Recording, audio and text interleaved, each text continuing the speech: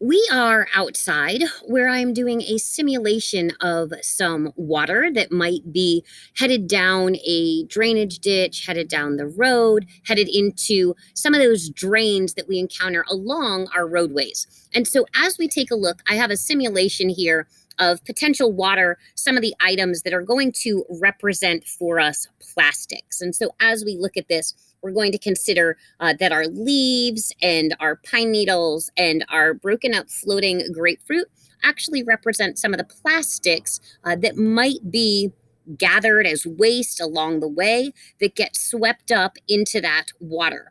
As we consider what happens next, I have a waste receptacle I'm going to use since I'm not doing this in my sink. And we have some options to treat our water with. And so we've got the option of a funnel to try to filter out those plastics. We've got the option of a coffee filter. We have a colander. We have a paper towel. And we also have a piece of paper. And so we're going to pause for a moment and consider which of those we think would best filter out the debris that we have noted here representing plastic in our water.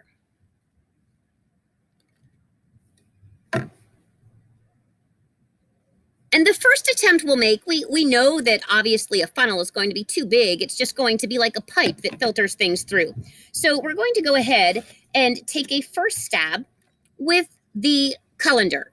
So that's got some holes, should provide some filter for our plastic. And we're going to go ahead and dump our water into the drain.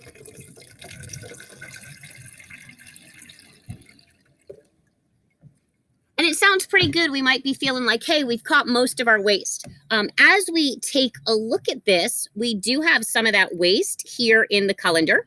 But some of those particles, and it's a little bit hard to see, some of those particles are still floating here in the water. And so that would not be ideal. I have returned our plastics, our mock plastics, to the container with the water.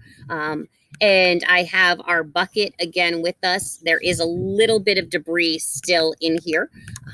The next tool that I would like to consider, and I want you to think about why this might not be effective, is the paper. And so if we had paper used as a filter, what might be some of the challenges?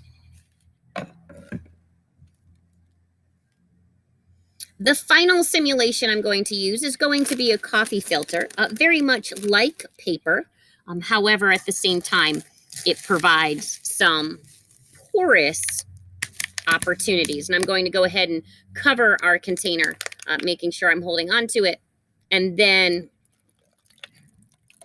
pour our water. And as you notice in this simulation, a lot of those mock plastic particles are remaining inside the filter. So they're not pouring out. The water is coming out. We do have a little water that remains there as it gets blocked. If you think about it, though, consider what might still happen with some of those microplastic particles we learned about earlier. And as I wrap up this simulation, we're going to consider and reflect on other ways that water can get treated to help reduce some of these pollutants.